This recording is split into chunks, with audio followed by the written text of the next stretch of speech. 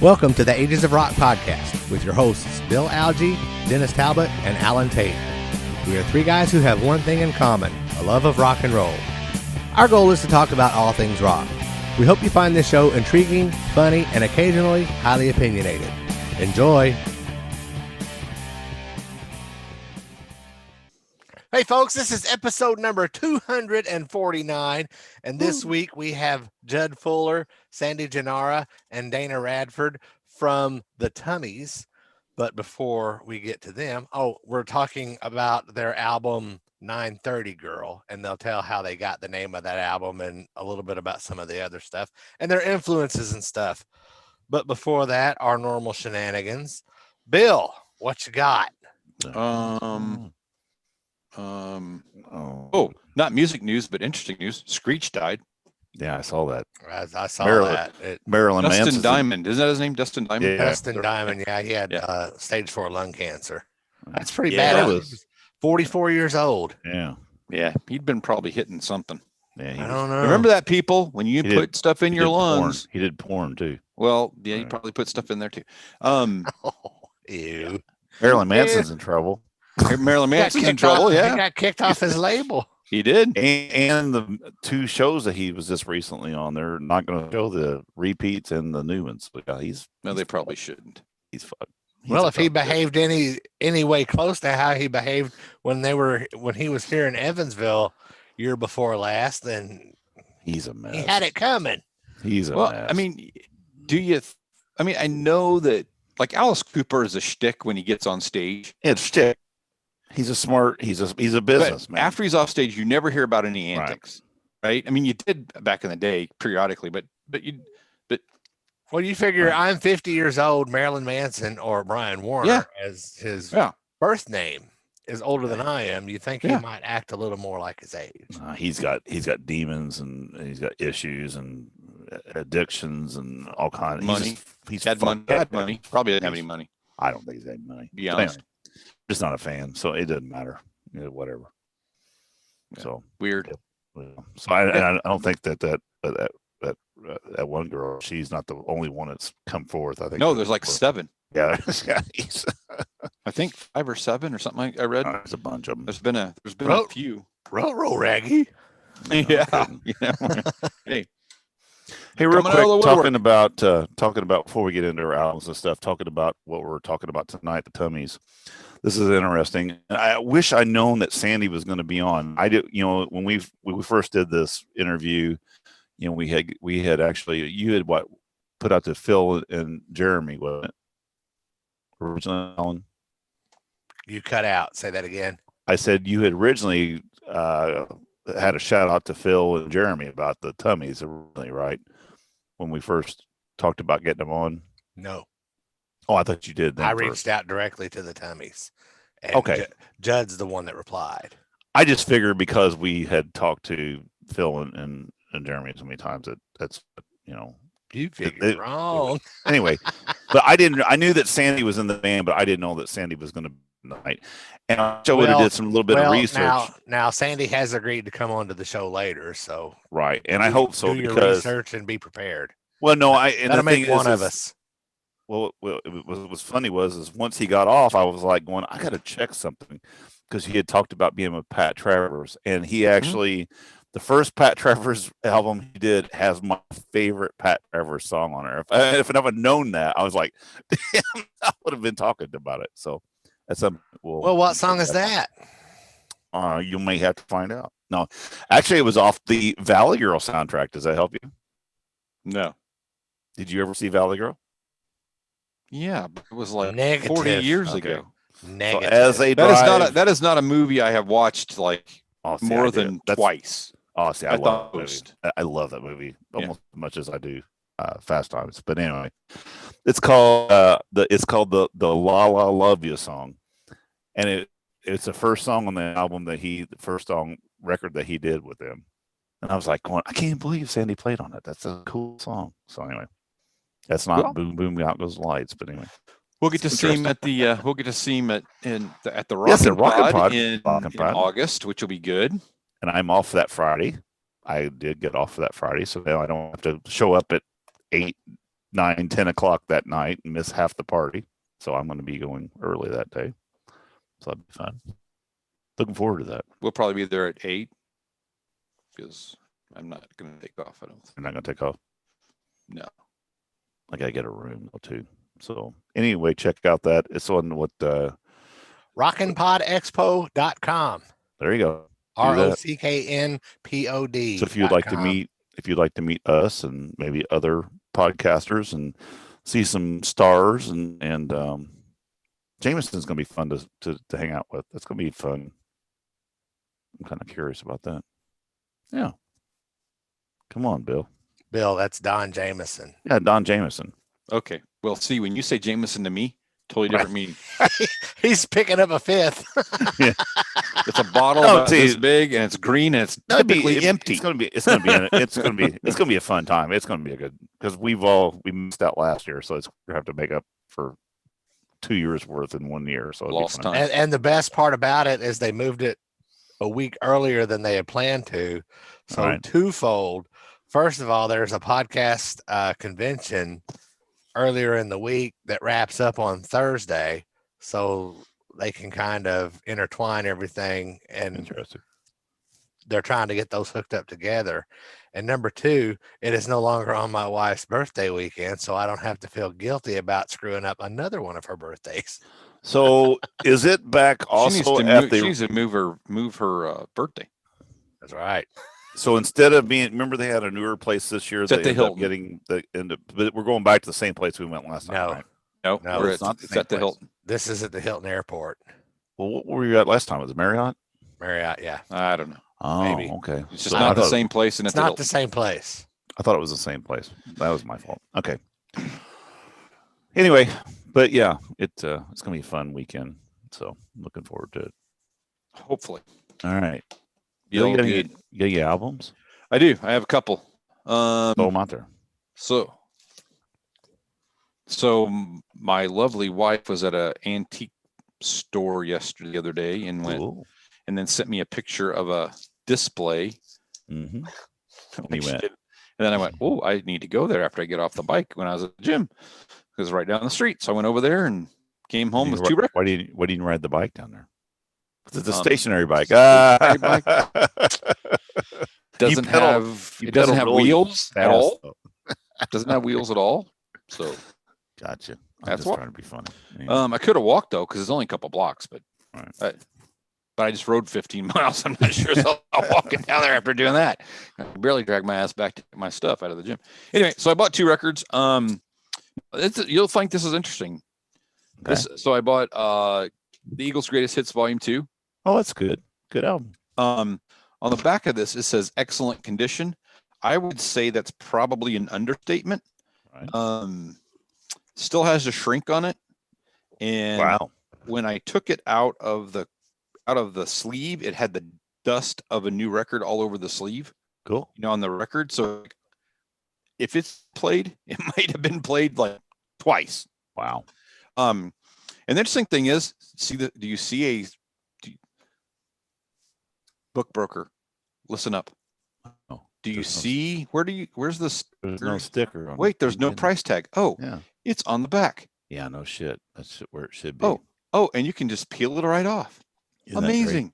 That's what he doesn't want. So this is in great shape. I actually got it for the same price I saw it listed on Discogs. So good deal.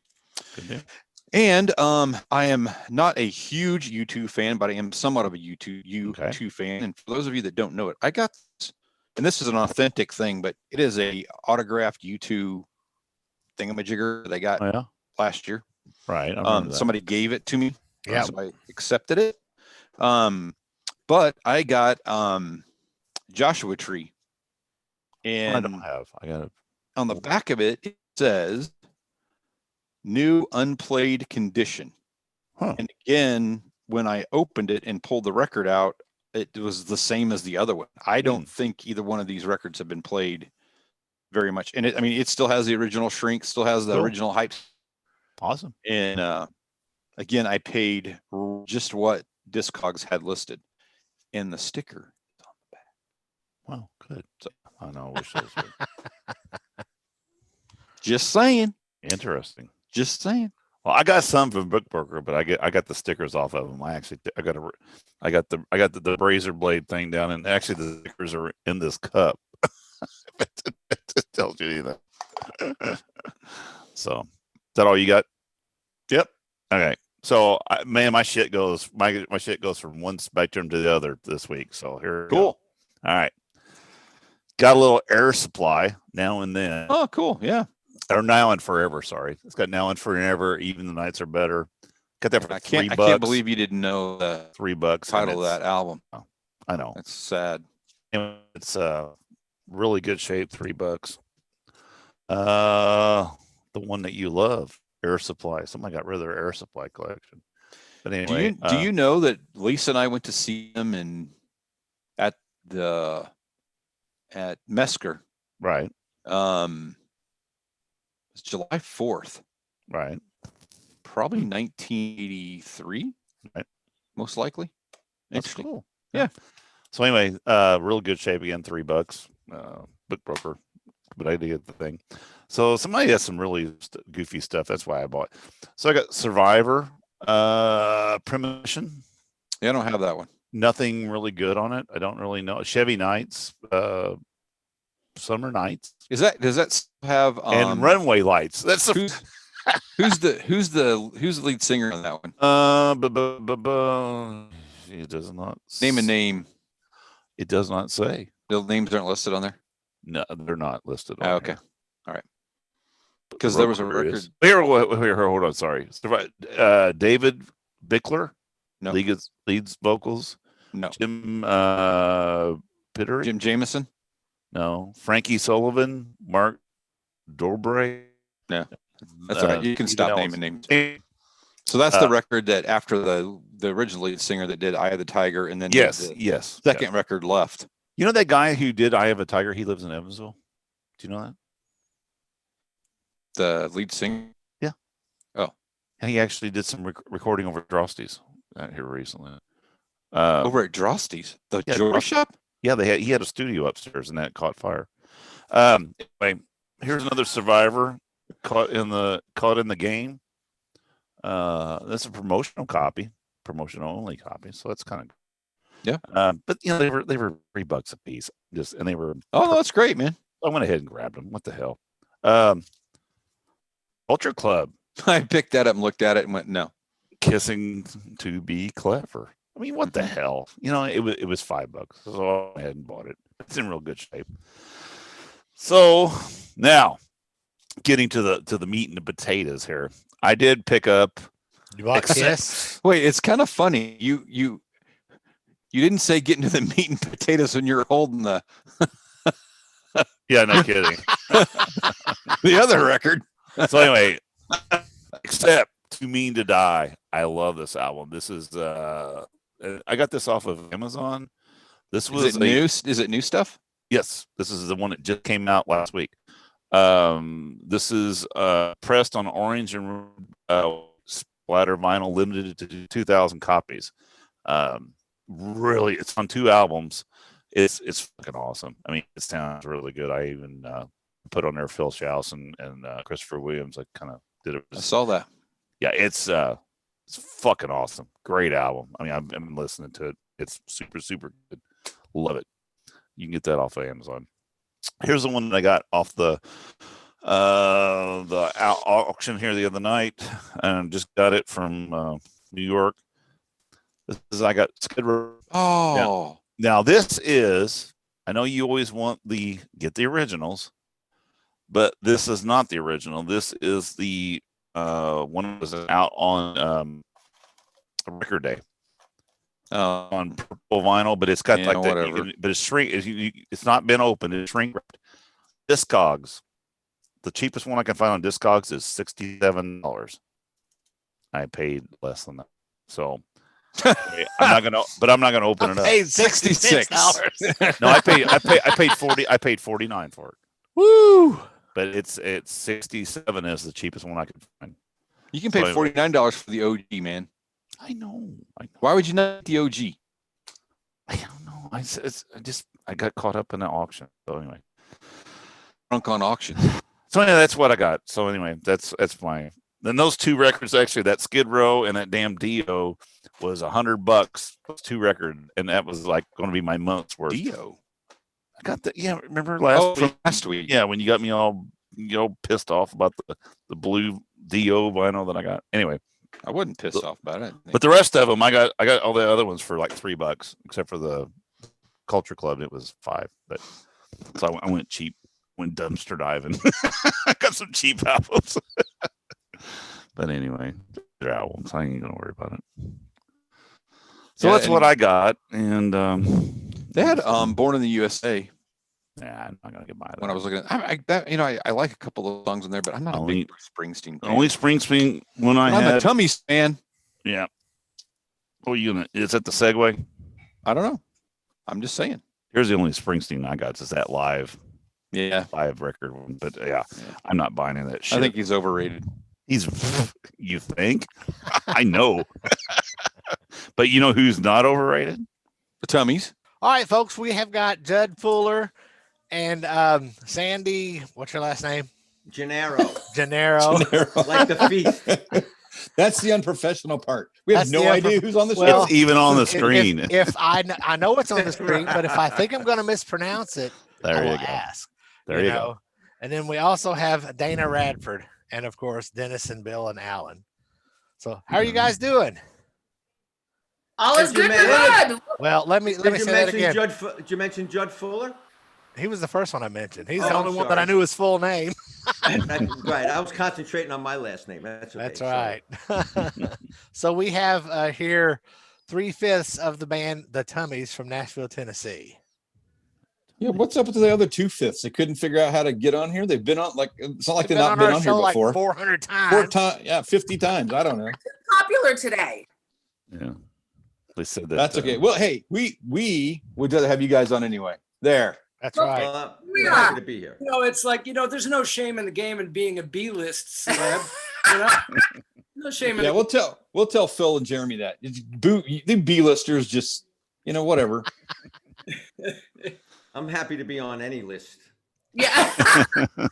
I'm on a list that's my wife has a list. Damn it, Phil. That has a honeydew list. Yeah, I stay on the shit list. There you go. Well, I have a habit of not telling my wife when I'm taking a week off so that she doesn't pull out that honeydew list. Good idea. Wow, I have to get approval. That's pretty amazing. Oh, not me. I just oh, by the way, I'm off this week. See you tomorrow, or see you when you get home from work.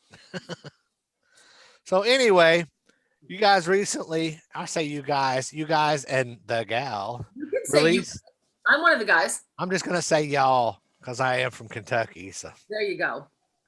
The Tummies 930 Girl. This was released late last year.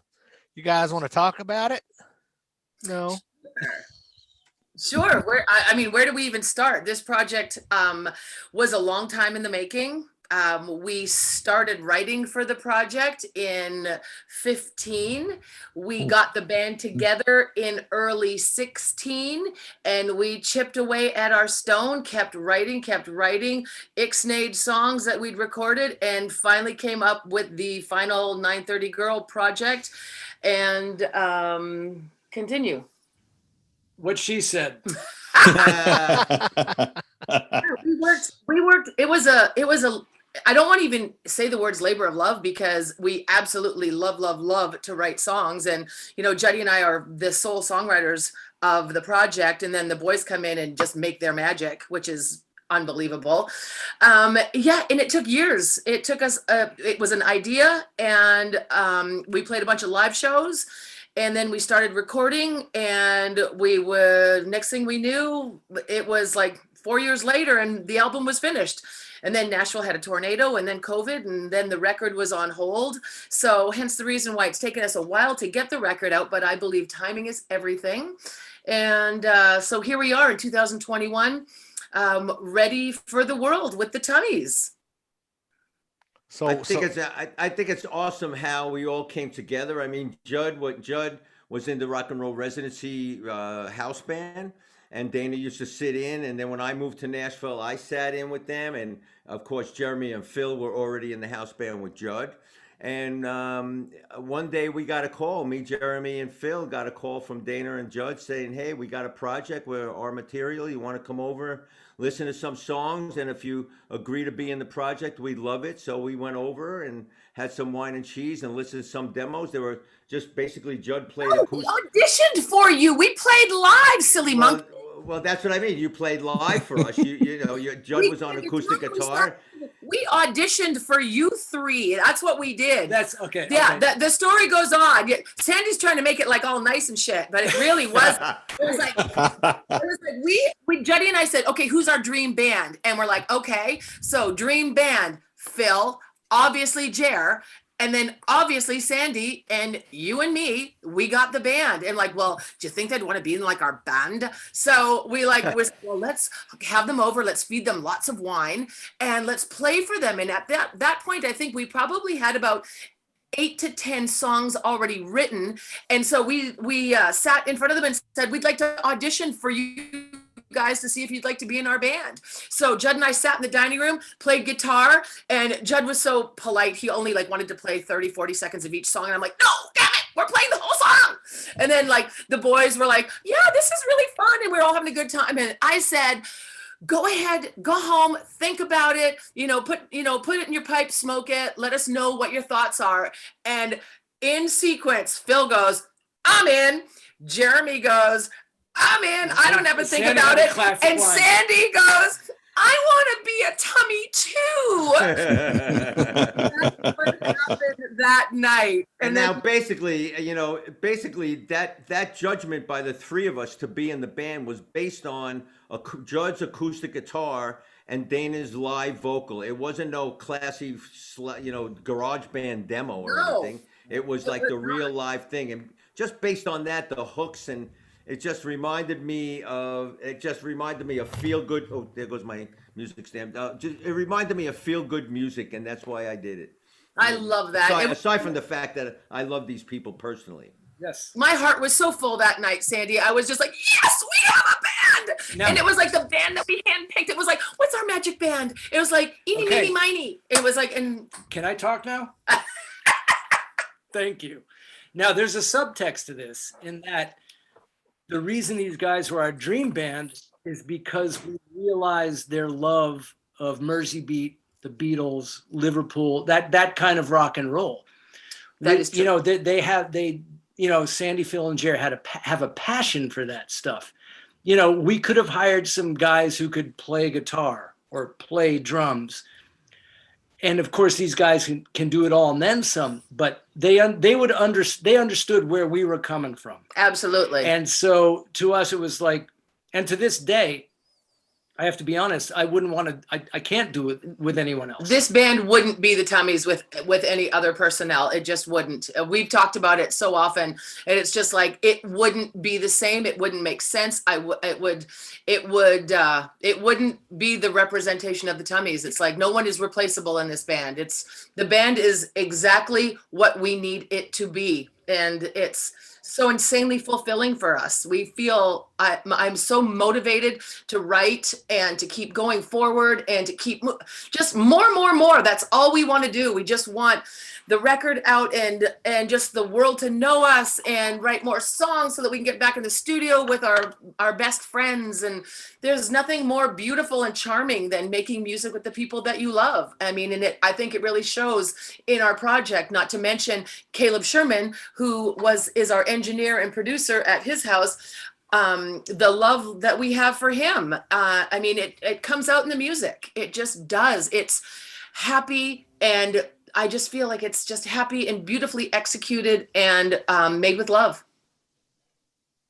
The thing I like about this band is to pick up on what Dana just said is that there are personal relationships over and above the love for the particular type of music, and there's a mutual respect with everybody. There's no leader. There's no. Yeah, totally. We're all given the freedom to create parts, and and there's a honest feedback, and it's all out of respect for the human being, and it is, you know what I mean? It's a very rare thing. I've been involved in a lot of projects, and that's a rare thing for the full circle, the full complement of everybody on that stage or in that studio having a mutual respect, all 2020. Yeah. 5 20s, 2020, 2020, 2020. You know, that's all I can say. It grows out of a personal respect for and a love for one another. Exactly what Dana said. I agree, Sandy. I agree. It's like the feeling and just the sharing, how we share. You know, yes. I'm so sorry. Someone else, please feel free. No. We like when the cool guests part. talk. Yeah, the cool part about doing this, about being able to do this and have this opportunity for us, I think, is to hear these kind of stories, because from our side, at least from my side, you know, the only time I've seen all of you guys together is at the Rock and Roll Residency show. But you can tell from that show, and actually, I think the only show that I made it to was the final show. I think that's the only show that I was able to make it to. I'm in Indiana, but you can tell by just when you guys all get on stage together that there's just a camaraderie there that we as fans and not in that same arena really don't know. Are you guys just up there hanging out? Is it really kind of a, you know, what's the vibe really truly like? Well, but I can tell you from that night, that night that we saw the final show, that is probably, and I think these other guys will tell you the same thing, that might be one of the best shows I've ever seen. And I've been to probably 400 plus concerts. That show was freaking incredible. So the fact that you guys are all friends and the fact that you guys are all able to get together and put together something like you did, it just makes it that much better. So thank you on behalf of us. Thank you. Well, thank you guys. And I also want to say Alan was the one who reached out to us. And honestly, I was very, very flattered that you did. I was actually kind of humbled. I'm like, because I know you guys, know and have spoken to a lot of, pretty big names in the industry. And I was like, my gosh, he wants to talk to us. Let's talk to the Tummies. Tummy talking.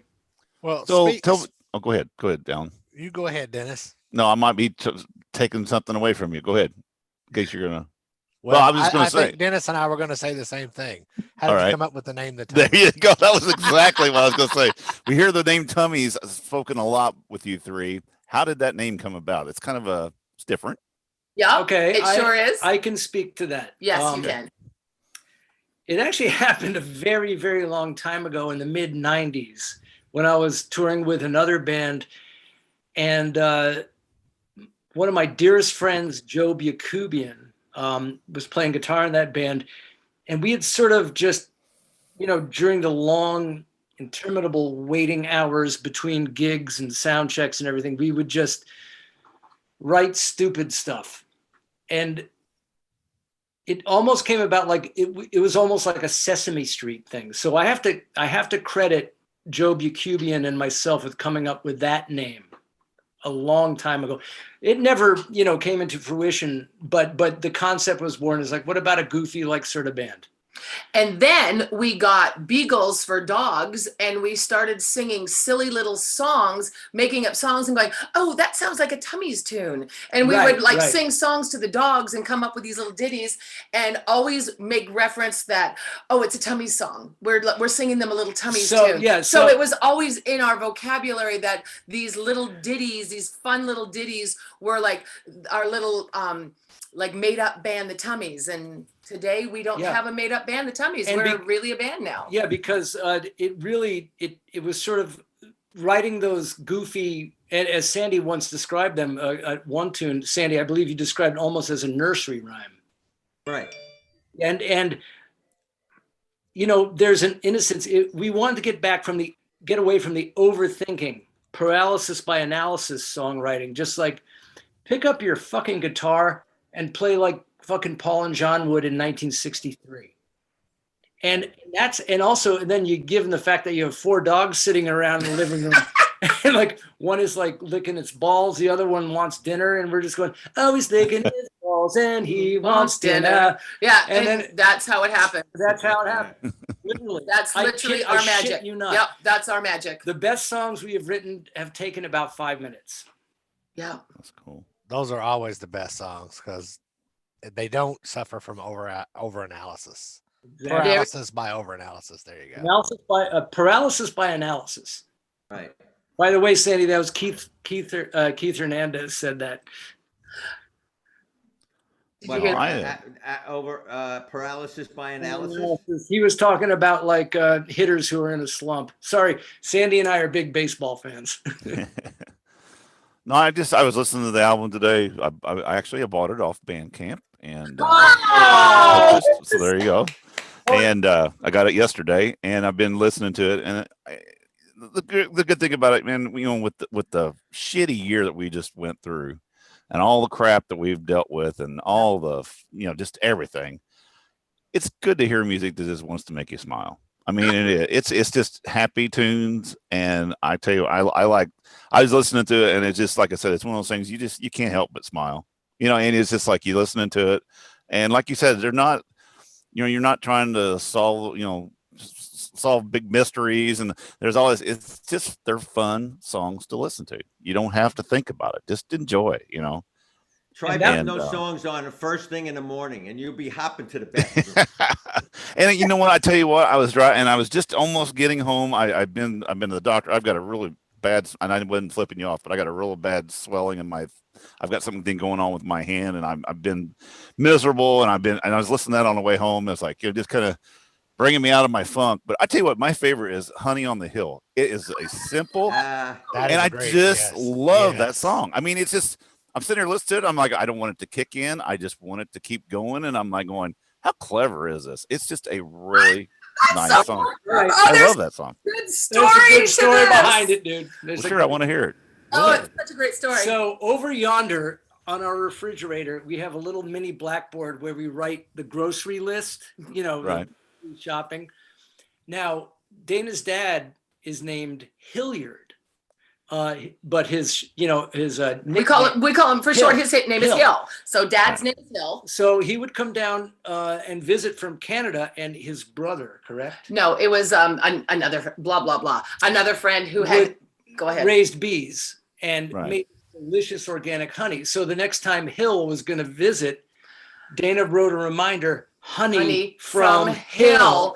On the chalkboard. And so I would wake up every morning, bleary-eyed, making coffee, looking at the fridge, go, honey from Hill, honey from the Hill. And that's just how it happened. And that's exactly how it happened. So I came up with that phrase, honey from the Hill, and I sat down and I envisioned, whether intentionally or not, I couldn't tell you, but I was imagining Paul McCartney's first solo record, the Cherry Bowl record.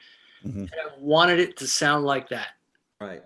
So I greased up my rusty finger picking moves on acoustic and came up with that in about 3 minutes. Yep. And that's it. And we knew we wanted to end the record with that song. Well, I tell you what, I like it. And I say it's my favorite tune on the record. Just because it's just so simple. It's simplistic, It's like the Tummies version. Her Majesty's a pretty nice girl. Yeah. That's exactly why we ended the record with that. Right. It's kind of ironic because the three of us rarely ever agree on one single song. Right. And its placement. And it's funny that Dennis said that, and then Alan agreed. And I was going to say that was my favorite song on the record too. That's cool. It's just, it never happens. I mean, we are at polar opposite usually it's like, you're stupid, that's what the hell are you listening to? And that's Judd. It's funny. All by himself. No. That's so funny. Not with any little help from his friends on that track. That's for sure. Yeah. Pun intended. Exactly. I should add that a lot of the reason that this goes on is because my family, my mother's side of the family, my mother, born and raised in Liverpool, England. And so all my cousins used to go to see them play at the Cavern Club in the early 60s. And so when she eventually emigrated over here, she married a fellow who had flown 29 successful missions for the U.S. Air Force. and they settled in New York City. And so my sister had all these original vinyl Beatle records. And I remember being 4 years old, and through the walls of her bedroom, I was hearing her play these Beatles records. So it just got into my DNA deeply. I'm not sure if that's relevant or not. It was kind of a cool moment, I thought. Oh yeah. It's Sorry, are you guys all in Nashville? We're all in Nashville, yeah. We're living Okay. in Nashville. We're from different places, but we're living here now. Right. Yeah. It's surprising to me. I mean, since we've been doing this, we've just been shocked by how many. I mean, we know that a lot of people live in Nashville. I mean, we know a lot of artists live in Nashville. It's just how many people have moved to Nashville from other places in the last few years, even 5 to 10 years, that you really wouldn't have expected, a lot of the 80s rock guys and stuff like that we would have never expected to live there and stuff like that. So it's really pretty cool. I mean, it's neat that there's just so much. There's always, you always hear that there's so much talent in Nashville, but you always think about country talent, and that's not it. I mean, it's there's so much more. And I can't wait to get back to where we can start going to shows and stuff again, to be able to come down and hear you guys play. And it just, man, we miss it bad. I'm telling you. I know you guys miss it. I know you do, because it's your lifeblood, and it's, that's how you put food on the table and that kind of stuff. And I get that, but the fans just miss that as much as you do. I mean, I think all of our last shows was in March of last year. In Nashville. Yeah. There's where Nashville, mine wasn't, but yeah. Yep. Do you guys know Sandy's story? Does everybody know Sandy's? I'd love to hear Sandy's story. Yeah, Sandy, tell them your story, babe. Sandy's Sandy's got more cred than anybody. Yeah, Sandy. Go ahead, Dana. That'll give me a chance to get a beer. Anybody want one? I would love one. As a matter of fact, I'm going to go grab one in a second after I tell my story. It'll take 2 minutes. Tell your story, Sandy. It's the best. Basically, I started out in a band called Blackjack, which this was in 1979, with Michael Bolton, as he was known at the time. Bruce Kulick played guitar, and Jimmy Haslett played bass. That was my first project. My second project was, and we were produced by Tom Dowd. If you read the back of albums in the 70s, you know who he is. My second project was Benny Mardones's record. It was an album called Never Run, Never Hide, and off of that album came a top 10 single called Into the Night. It was one of the only singles that was top 10 on 2 different occasions, 10 years apart. Then I was with the Pat Travers Band, the original incarnation of the Pat Travers Band in the late 70s, early 80s. After the Pat Travers Band, I went on the road with Cyndi Lauper, did her first tour of the world, basically, in support of her first album. I joined her band when nobody knew who she was, and then 5 months later, it was 5 million records later. Wow. That's such a good story.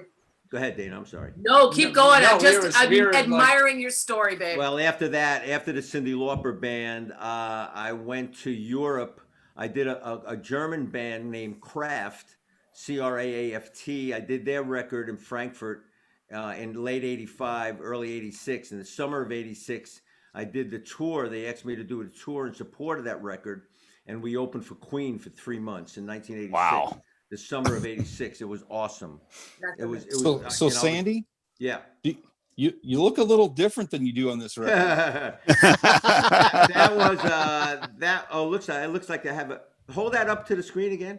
A little over this way. It looks like I have the shadow of the ghost of Gene Simmons over my shoulder there.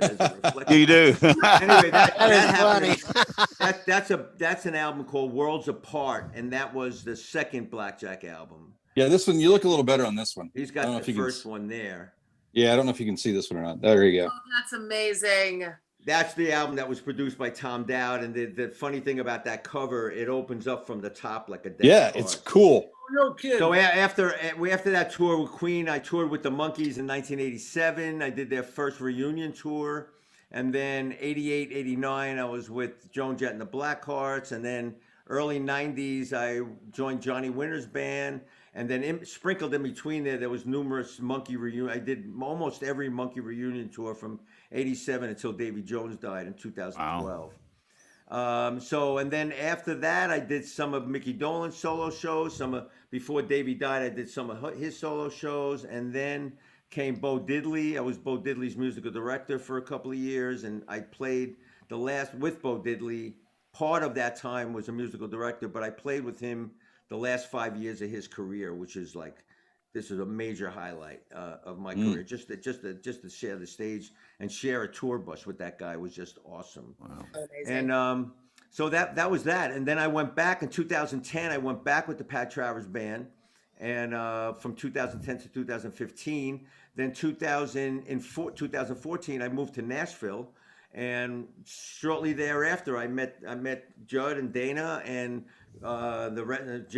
Jeremy and Philip, and because the Travers Band did a Kiss cruise, and they were on the Kiss cruise in a band called the Big Rock Show.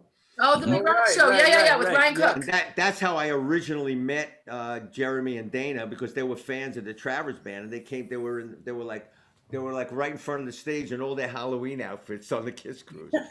No, I wasn't there. You said Jeremy and Dana. I wasn't there. Oh, I'm sorry, Jeremy and Philip. I'm so sorry. Yeah, I wasn't. Was I there? No, I wasn't, Sam. Sorry. But Jeremy, Philip, and Hannah and all the girl, they were all dressed up in the the Halloween outfits. It was funny. So basically, that brings me up to the present point, and to do a little motivational speaking. I taught drums at the Drummers Collective in New York for 27 years before I moved to Nashville. That was my day job, and you've done a couple things, then, right? I did a couple of Dude, things. I'm exhausted, man. I'm absolutely lazy. What a resume. Makes me feel like it's like, man, I thought I was doing pretty good. I have to tell you guys, so my story with Sandy Gennaro is I lived in New York City from 1991 through 03. And my best girlfriend in New York, her name was Lydia Lascalzo. And she used to always say to me, oh my God, I've got to hook you up with my cousin Sandy. But Sandy was always on tour. I never, ever, ever got to meet Sandy in all the years, in the 12 years I lived in New York. And then within the first year that Sandy is in Nashville, I meet him and I'm like, oh my God, you're Sandy Gennaro. I tried to meet you for 12 years in New York.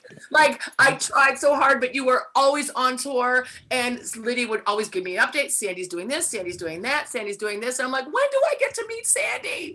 And then the day that I met Sandy, we sent Lydia a picture and she's like, finally. So Isn't that crazy how small world situation. Yeah. That's crazy. It's crazy. So Sandy, when we do finally actually get to meet, I'm going to bring these with me so you can sign them. You got it. That would be awesome, man. Wasn't you, Sandy? Didn't you go to the Rockin' Pod? Yeah, I did one of those. Yeah, I was going to say, I thought he was the very down there. first one. The first one, yeah. I was going to say, I thought I had seen you before in person. There was one of the Nelson brothers were there. That was the first one. And that storefront there. Yeah. With by the National Palace. Now the best part about the Nelson brother that was there is he would take selfies with anybody that wanted to take one, but he would take your phone and he would take the picture. You weren't allowed to take it. Damn it. I have one of those. Yeah, he had the whitest teeth I ever seen in my life. He was like, they'd almost like glow in the dark. They were crazy. Was that Gunner? I think it was Gunner. Yeah, it was Gunner. Yeah. Nice guy, though. Nice guy. Oh no, I think we met him. Yeah, we met him at a some party. jam session. We hung out. Yeah, they were super cool. super lovely. Yeah, he was a nice guy. It was funny because somebody wasn't at their table when they were supposed to be, and he's just like, I'm just going to go somewhere else. It doesn't matter. And he just walks off. He was like, don't have time for this. That's the one that I think Michael Wagner was. Michael Wagner at that? Yep. Correct? Yes. And Mark Was Slaughter. he at the first one? Mark Slaughter was there, and Yeah. It's, like I said, it was kind of our introduction to the people in Nashville, and made a lot of good friends. I know Christopher Williams was there. We talked to him and got to be good friends with him, and then of course that got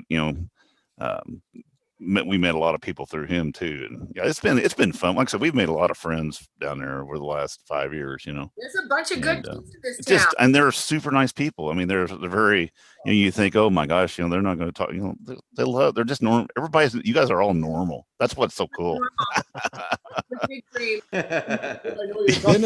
Dennis is not normal. No. I'm feel better.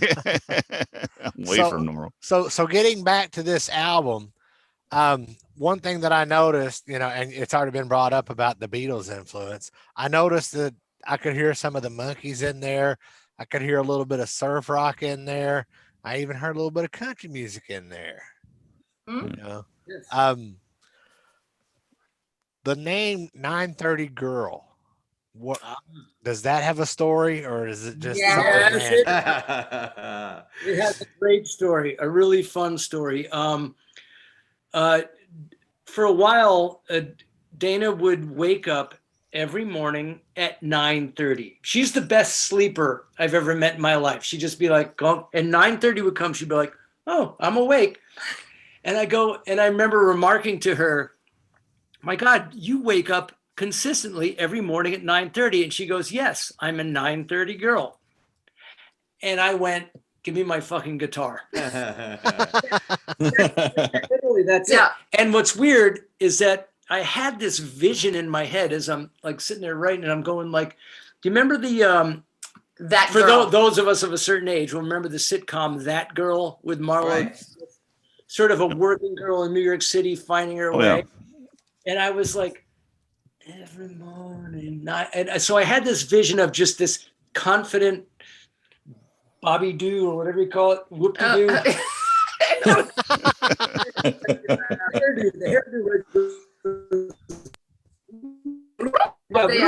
Just walking down the street, heading to her job, and then some, not a schlubby guy, but a guy who sitting on his doorstep, and she's just giving him the eye, and he goes, how you doing? And it became this story just concocted from the fact that she said, I'm a 9:30. I'm a 9:30 girl. And that's it. So it came, and I was thinking Beach Boys meets, I don't know if you guys are familiar with a band called NRBQ. Mm-hmm. Sandy. Yeah, I remember. Oh, you guys need to dig into that. Sandy was in that band too. No, I was not. No. Well, we should have played a game tonight. Guess what band Sandy's not been in? But anyway, that's the story behind that song. She just said, I'm a 9:30 girl, and I just guitar, see ya. Yeah, that's how it happened. That's how all these songs happen. Just we say something, we say something, and it just turns into the song. That's how we write songs. I thought the 20 after 10 was kind of unique.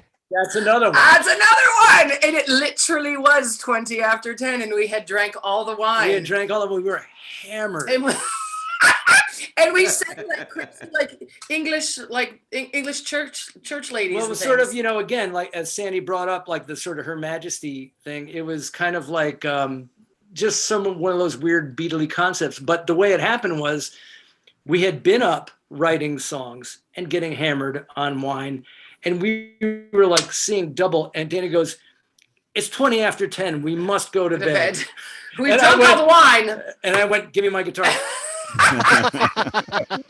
wrote itself. That song was like 30 seconds. We didn't even have to think about it. It just the song is 30 seconds. It took 2 seconds. Yeah, exactly. That's funny. That is funny. I know, it's silly. Hey, that silly is great. Yeah. Don't take yourself too seriously. None of us are getting out of this alive. That's right. Yeah, there's way too much of that going on. Right. I'm sorry, what'd you say, Bill? I said there's way too much of that. Alan said, don't take yourself too seriously. And I was like, yeah, there's way too much of that going on. I know, we're really excited. When we put this record out, 2020 was a tough year for 98.9% of the world. So we decided that we weren't going to do a Slit Your Wrist quarantine record. So this, everyone was like in their studio because everyone was home. Everyone had time. And that's the exact opposite of what we did. We made joyous, very fun music. We did not go down the dark rabbit hole. We got down the rabbit hole, but kept digging and was just found the light at the other end. We just had fun writing and, just making just 2020 was good for us musically, you know. And to Dana's point, you know, in terms of like, you know, darkness and we had been wanting to do that 6 years ago, because to me, as Sandy has pointed out, you know, like the feel good music, that sort of thing. I was finding the sort of music scene, because there's so much information out there, being kind of diluted. And I sort of hearkened back to my childhood. What made me happy? What made me get up off the couch and dance or whatever?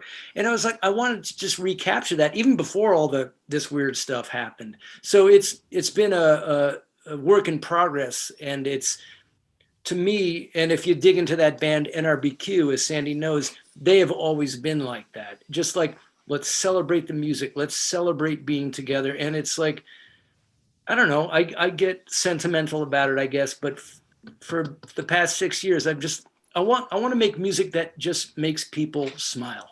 That's it. And I want to that makes us happy. And, you know, like for years and years and years, I was a jingle singer in New York, and, you know, Judd played with Rodney Atkins for years and played country music. And it's like, you know, we've always kind of been the hired kids. And, you know, finally we have like our band, and it's our favorite band. And it's like, we finally get to do what we want to do. You know, it's, you know, granted, I loved being able to be a singer for a living and making money as a hired singer. And that's great. But it is such a reward to be able to have your own band that you absolutely love, and with the people that you love, and it brings joy. You know, I feel like everybody that listens to the record, or everybody that has seen us play live, or anybody that has supported us has been touched by the, you know, the happy tummy kiss. So what you guys is playing? Are you going to be? I'm sorry, Sandy. Go ahead. No, it wasn't me. I thought Sandy said something. No, I was just going to say. So what's your plan then? Whenever things start opening up and people can start getting back out again, are you just going to start around Nashville going that way, or are you going to take it on the road for a while? I mean, what's your plan? I know you've got with Jeremy and Phil, you know, they've got I'm sure dates with Ace whenever that comes up, and then of course Phil with Accept when you know that starts back up again. That's a good question, because I also have a gig, a touring gig with an artist named Maggie Rose, who's wow. So I have to like keep that in mind as my day job. Sure. Fantastic. She's an incredibly talented artist, and so much fun. And the band is great. So basically, our plan is to just. It's funny because, you know, you can, again, it gets back to paralysis by analysis. What are we going to do?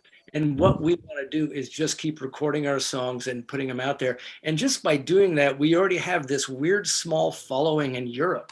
Bandcamp is a beautiful thing. Yeah, I mean, people are downloading the album in Japan, Spain, and in Germany, and we haven't done anything to promote it. We've done nothing yet. I mean, the vinyl is being shipped from Prague as we speak. We've got the CDs right now. Alan got one. And like people all over the world have, yeah, thanks, Alan. People all over the world have like found us already without even doing anything. Like our new friend, is it Michael in Hawaii? Yeah, we've been played on terrestrial radio in Hawaii. Wow. Like program director, and then our friend Joaquin in Madrid, Spain, who owns a small independent record store, just ordered CDs. Yeah, called Rock and Roll Circus. He said he's our #1 fan, and he wanted to sell our CD in his store in Madrid. Which I'll take it. Give us a week-long residency in Madrid, right, Sandy? Fun stuff is just happening. An Italian music blog named our record one of the top 20 records. Top 50 records of 2020. And there's another thing. Just crazy stuff is happening, like, and we haven't done anything yet. Like the album is not. It doesn't officially drop. We haven't even really like released it in America. Like it's just up on Bandcamp. That's what's crazy. All of this has been stemmed from just the Bandcamp link. And a small label in New Jersey wanted to sign us. Wanted to sign us, and they're selling it. Actually, they've agreed to distribute some copies. So we're not doing anything. We're just like putting the music vibes out. We're just sunshine and roses, and things are coming to pink us. Hair. Well, you said you haven't officially released anything yet. That brings me to another question, because I told you that I was going to play you on my internet radio station. Are you going to release any specific songs as singles, or are you going to have an official release date for this album? We have an official release date for the record on all the streaming and everything, blah, blah, blah, Feb 26th. But at this point, I don't know this game, man. The last time I sold records was out of the back of a van on tour. So for original stuff, I've been a sideman for many years, so I'm not sure what to do. So if you want to play it, I mean, could it hurt? Yeah, I mean, I don't know. I just say more is more is more. Just say, hey, be like WNEW back in the 70s. Hey, in 3 weeks, the new Stones record, but we got a sneak peek. I don't know. Yeah. There you go. Are you cool with that, Alan? I'm cool with playing anything off the album you want. I love it. Well, pick a favorite. We just released a video that we shot in the studio at Caleb Sherman's at Cygnus Sound, which was that's what got my attention. We shot it live, and there's nothing more fun than shooting a video live with this cast of characters, because it was one take every time. So the cameraman shot Phil for a take, shot Sandy for a take, shot Jer for a take, and then shot me and Juddy for a take, and literally just cut it all together. And there's our live video. It was absolutely. I mean, we got the actual take in about 2 takes, but because it was a 1-camera shoot, we had to fake it 5 times. Well, he had to shoot everybody individually so that he could splice it all together. But the take is an actual one take. And wow, was that ever fun? And Sandy, I don't know if Judd said this to you, but he thinks he wants to make the next record that way. It's like, that's great. Just make a record live. Like, has anyone done that lately? Like live in the studio? Like, as opposed to live on a big stage? Like, I mean, it just sounds kind of fun. We really enjoy. Yeah, so as opposed to for a first video for a single or for a song, as opposed to lip syncing looking like we're recording it, but we're actually listening to the original recorded version. We cut the track again live. Yeah. And then we did that in 2 takes, like Judd said, and then they shot Phil. Yeah. Playing to what we just what all of us recorded. So it's the live take that you hear as a soundtrack to that video, similar to what Cyndi Lauper did with "Money Changes Everything." Really? I didn't know that. We were on. What's that? I didn't know that. We didn't know that. Yeah, we were on tour doing that during that first big tour, and "Money Changes Everything" was the 5th single off that record. Now, being that she wanted to do a live video, but as opposed to us in a live concert arena setting, explaining to the audience like a lot of bands do, hey, we're going to do a video, and you hear the countdown, and then the album track starts playing, and then the band on stage lip syncs to the album track for that one song, and they record different videos. But Cyndi wanted the audio track for "Money Changes Everything" to be our live performance because she loved that band so much. So awesome. So what she did was she had a vision, and she said, I want to go up in a garbage can over the Summit Auditorium in Houston, suspended by cables. And everybody says, Cyndi, you're crazy. How are we going to do that? Oh, we'll find a way. And long story short, they found NFL Films came in and rigged up the garbage can with some cables with a production crew, and then it was the first time NFL Films used the camera on a cable, the remote camera that they operate with a joystick, like you do over when you see during an NFL playoff game when the camera's over the huddle or whatever. Yeah. It's like it's on 4 cables and the camera. So anyway, that was the first time NFL Films was involved in a rock video. So the result was we shot one version at soundcheck, doing all the close-up shots in our stage clothes. When we took a break, obviously we had dinner, and then during the show, when Money Changes Everything was on the list, okay, now we're going to do the video. The cameraman came on, the camera was on the cable there, and we shot the far away video of that, and they edited them both together. The challenge for me, Dana and Judd, for that, they said we're going to do 2 takes, no click track. So, hey, Sandy, your tempo has to be quite the same because we're going to do 1 take at the sound check, and then we're going to do another live, the far away audience and whatever takes during the show. And we're in a truck outside, and the tempos have to match up. No pressure. No pressure. Hey, Sandy, I have a question. How long have drummers been using click tracks? Is that been around for years and years? It's been around. Well, it became more prominent, I would say, like in the early middle 80s, like around 81, 82 or whatever. It started happening around the advent of drum machines. Because I did those first 2 Blackjack albums that you see was done in 79 and 80, no click.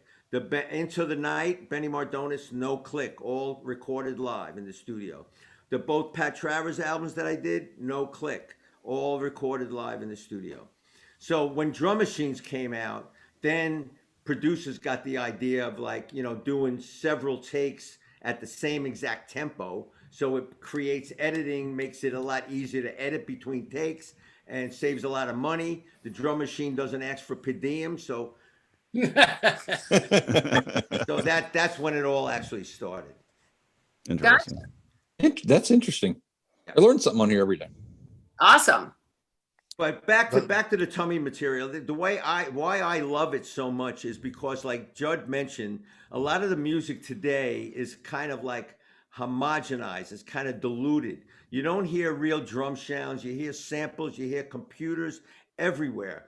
I'm from an age, call me old school, but I like to break sticks when I play. I'm sure Judd breaks a string. He's got calluses on his fingers. It's nice to play live music, and that will never, ever leave me, that passion to play really good, uplifting, fun music on live instruments. And that's what basically attracted me to this project, is because the songs are awesome. They remind me of me watching Ed Sullivan in 1964, February 9th, 1964, when the Beatles were on.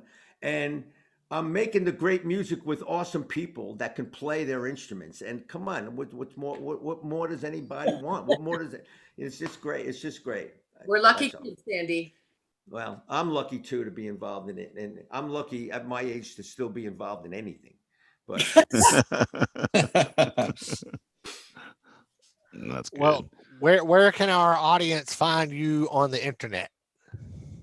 Well, right now our website is under construction because everything's happening so quickly, and also I have no idea how to do any of this stuff. So I don't know. It's digital downloads are on Bandcamp, obviously right now. Bandcamp, the Tummies. And Tummies. As soon as the website is up, thetummies.com, we will have vinyl and CDs. Yes, for sale. We have 270 vinyl units being shipped today as we speak. We have CDs as well. Obviously on Feb 26, everything will be available on the streaming services and download that. But the secret is, if you want a little preview, go to Bandcamp. Yeah. And also, Judd, there's an Instagram page, correct? Yes, there is an Instagram page if you want to just follow the Tummies. Follow Tummies, and we got some cool pictures up there. Jeff Fasano. Oh, Jeff Fasano, another great friend of mine. Great friend of mine from New York City, early 90s, mid 90s days. He shot my first album cover. He moved to Nashville like 4 or 5 years ago. And as you guys were pointing out, like people are coming here. All New Yorkers, everyone's moving to Nashville. So I called him up and I said, "You're the best. Could you shoot the Tummies?" And he agreed to it and came over, and we had just a delicious photo shoot in our house, in our living room. And so all the pictures that are going to be up on the Tummies Instagram and on our website are from Jeff Fasano photography. Yeah. So Instagram, we have a Facebook page. Facebook. Yeah, I was going to say I was just on there. So and Bandcamp. And Bandcamp. Liked it. now. It's February 26th. And all of the digital platforms. I won't object if you want to download the record now, even though it's not officially released. I actually I downloaded it off Bandcamp and paid for it. So there you go. I know. I think I got that email today. I love it.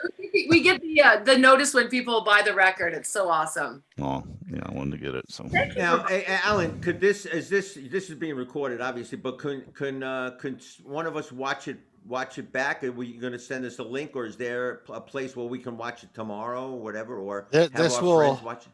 This will go live a week from Thursday, so I believe that's February 4th. Okay. Awesome. And when it goes live, I'll send Judd the link, and he can share it out to everyone else. I'll make sure that I put, at the very least, I'll put the link to your Bandcamp in the show description, and I'll try to remember to put the Facebook and the Instagram in there as well. Whatever, awesome. Man. You know, what do I know? I know nothing about this stuff, tech wise. Dana just kicked me under the table. You know, if you want to hear a quick funny story, this podcast would have never happened had it not been for Alan, and he waited a year for us two monkeys to come back around and go, we're the same way. We can't figure out how to get this shit off the ground.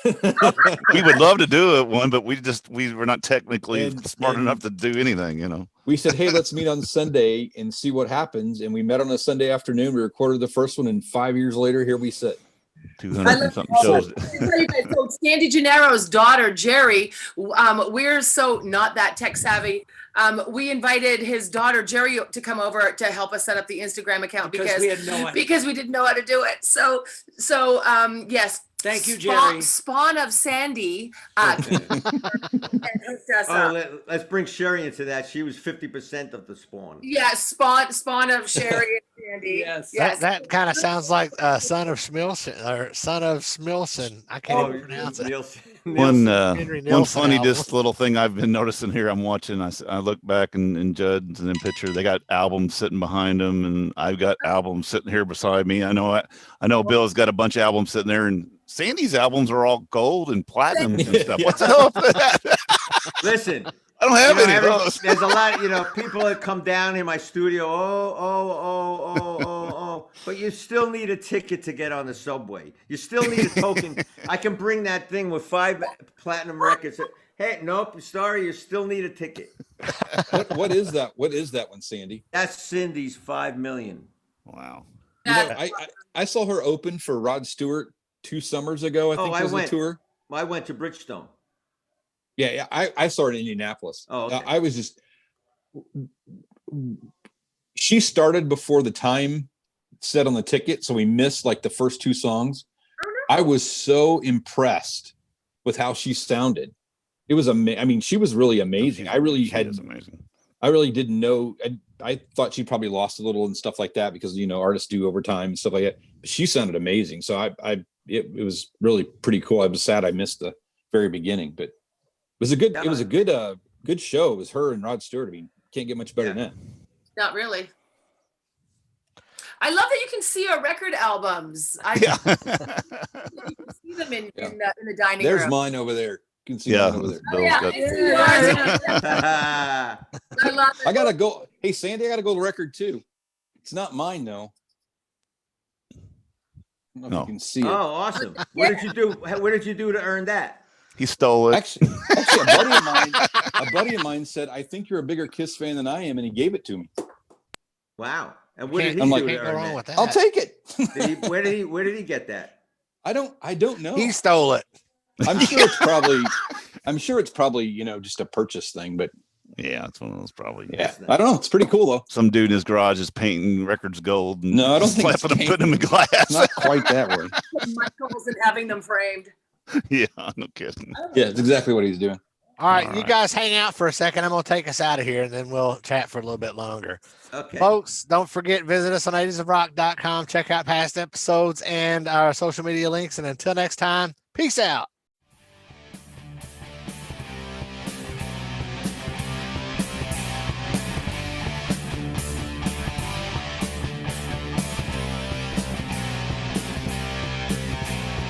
Thanks for listening to the Ages of Rock podcast. If you haven't done so already, be sure to subscribe to our YouTube channel, like us on Facebook, and most importantly, tell all your friends. Remember, you're never too old to rock. Until the next episode, peace out, folks.